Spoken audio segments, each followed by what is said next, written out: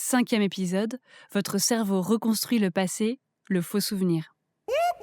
That's the sound of the police. That's the sound of the beast. That's the sound of the police. Assassin de la police.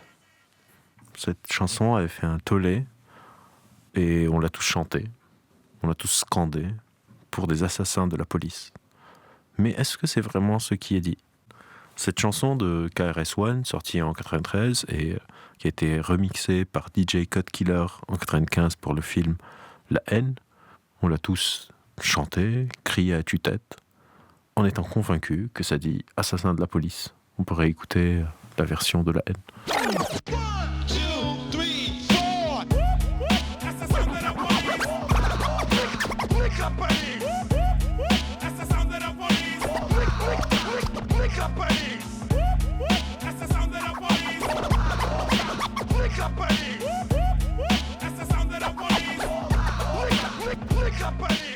Quand on rajoute NTM à KRS-One mixé par DJ Cut Killer, on a vraiment l'impression d'entendre Assassin de la police, alors que la chanson dit en fait « That's the sound of the police ». C'est le son de la police. Maintenant qu'on a écouté la version remixée, je vous propose qu'on réécoute la version originale de KRS-One de 93, « The Sound of the Police ». That's the sound of the police. That's the sound of the beast. That's the sound of the police. Il n'y a plus d'assassins de la police. On a parfois des faux souvenirs. On se souvient parfois mal de ce qu'on a vécu. Notre cerveau ne fonctionne pas du tout comme un appareil photo. Encore moins comme un ordinateur ou comme un disque dur. Vos souvenirs ne sont pas stockés dans des fichiers quelque part où vous allez les revisiter. Le passé existe dans le présent. Une des plus grandes chercheuses sur les souvenirs s'appelle Elisabeth Loftus. Et Loftus explique que c'est toujours le sujet présent qui se remémore. Qu'à chaque fois que vous allez revisiter un souvenir, vous allez le recolorier avec la personne que vous êtes aujourd'hui. On est tous en train de parfois embellir le passé ou le rendre plus négatif quand on souffre par exemple de certains troubles psychologiques. On a l'impression qu'on est nul, je suis allé à une soirée et ça s'est mal passé. Et je rentre chez moi en me disant que ça s'est mal passé alors que la soirée peut-être dans les faits était assez cool. Par exemple, moi j'ai fait ma thèse sur une pathologie qui s'appelle la phobie sociale. Et dans la phobie sociale, on a peur du jugement des autres et on a tendance à se raconter, après coup, que nos interactions sociales ont été vécues très négativement par les autres, que les gens ne nous trouvent pas intéressants, qu'ils ne vont pas me réinviter à la prochaine soirée.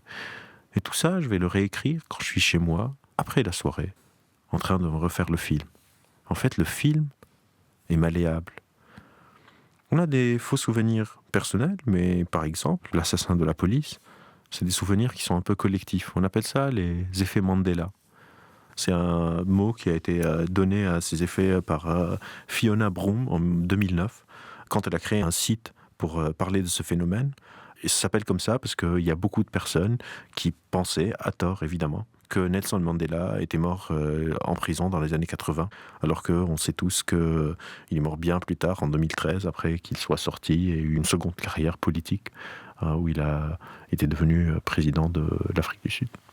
On va écouter un autre extrait d'un effet Mandela musical, qui cette fois nous vient de Queen, d'une chanson que vous connaissez tous, We Are the Champions.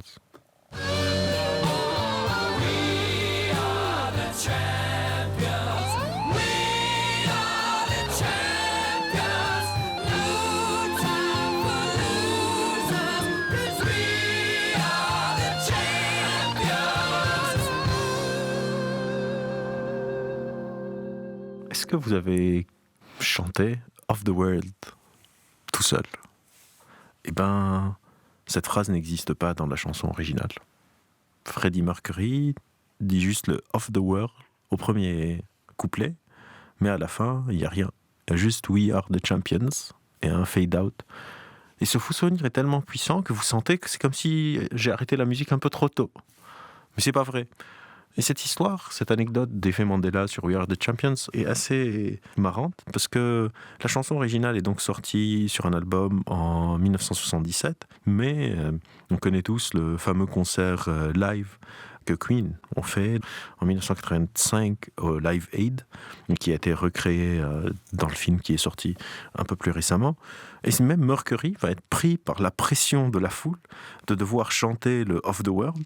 Et donc, dans la version live, contrairement à la version de l'album, il va continuer sa phrase et faire We are the champions of the world.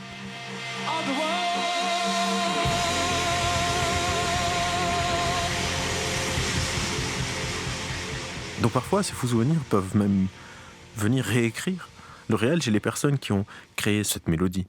D'ailleurs, ça me rappelle un dernier effet Mandela que je peux vous soumettre. Imaginez la map-monde, il y a l'Australie, j'imagine qu'on arrive tous à mettre l'Australie sur une carte, mais est-ce que vous serez capable de mettre la Nouvelle-Zélande ? Est-ce que la Nouvelle-Zélande, par rapport à l'Australie, est en haut à droite ou en bas à droite ? Et pour une raison mystérieuse qu'on n'arrive pas vraiment à expliquer, une grande partie d'entre nous imagine la Nouvelle-Zélande en haut à droite de l'Australie, alors qu'elle se trouve en bas à droite. Je vois une grande partie d'entre vous ouvrir leur téléphone, ouvrir Maps pour aller vérifier, et vous allez voir que c'est le cas. Nos souvenirs sont malléables et on les réécrit en permanence par rapport à qui nous sommes aujourd'hui. Et cela a parfois aussi des vertus. C'est pas toujours une mauvaise chose de réécrire sa vie. C'est comme ça que je dépasse une rupture amoureuse, en réécrivant mon passé, en me disant que la personne avec qui j'étais en couple, en fait, n'était pas si bonne que ça, parce que je viens de réaliser qu'elle m'avait trompé, par exemple. Qu'on réécrit nos souvenirs avec nos meilleurs potes. Par exemple, imaginez que quand j'avais 15-16 ans, je suis allé en vacances avec des personnes que je connaissais pas particulièrement et que les vacances étaient... ça va. Mais que ces personnes sont devenues meilleures amies. Et maintenant, 20-25 ans plus tard, on est en train de se remémorer ces vacances-là. On va les réécrire à l'aune de tout ce vécu partagé des 20 dernières années. Et on va se dire que ces vacances, c'était vraiment quand même autre chose que ce qu'on vit aujourd'hui. C'était vraiment, vraiment mieux avant. Ce mieux avant, on l'entend souvent. Tant c'était mieux avant, la jeunesse aujourd'hui. Et très très souvent, en fait, on est juste en train de s'inventer cette histoire. On est en train d'utiliser cette capacité à réécrire le monde. En vous racontant cette histoire, ça m'a rappelé une autre anecdote. On a trouvé un texte de Socrate qui dit que la jeunesse de son époque allait apporter la fin de la civilisation athénienne. Comme quoi, on voit que c'est pas seulement qu'on a des faux souvenirs, mais parfois, on invente tous les mêmes faux souvenirs. On oublie qu'on était jeune, ou bien on imagine que notre jeunesse était meilleure, était moins décadente, était moins irresponsable que celle de la jeunesse avec qui l'on vient. Et peut-être qu'au final, ces clashs générationnels sont juste des films qu'on se raconte, parce qu'on a envie de se dire que dans notre jeunesse, on était meilleur que ce qu'on était vraiment. Et ces faux souvenirs peuvent devenir aussi même une source de conflit, quand on met en exergue deux personnes, deux groupes sociaux, deux groupes politiques, qui se souviennent ou qui veulent réécrire le passé d'un pays.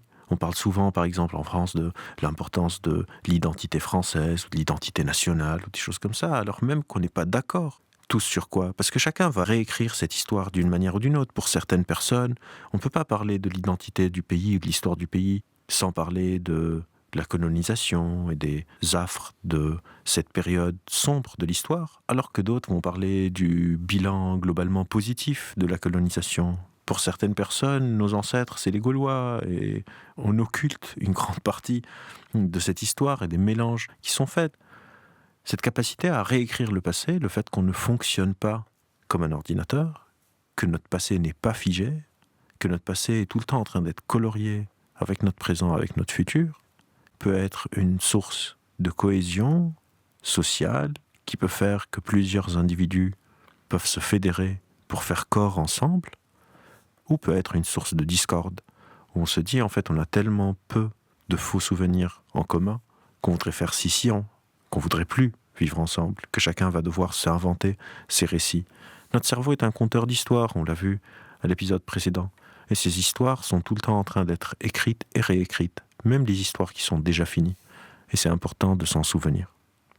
Au prochain épisode, on parlera de comment on ne dépend pas juste de soi, on ne dépend pas juste d'un contexte, mais on dépend aussi de notre corps, de certains états dans lesquels nous sommes. Comment est-ce que dans une même situation, je peux un jour réagir d'une manière et le lendemain d'une autre manière, parce que j'ai faim, parce que je suis stressé. Et on parlera de quand notre cerveau perd les pédales.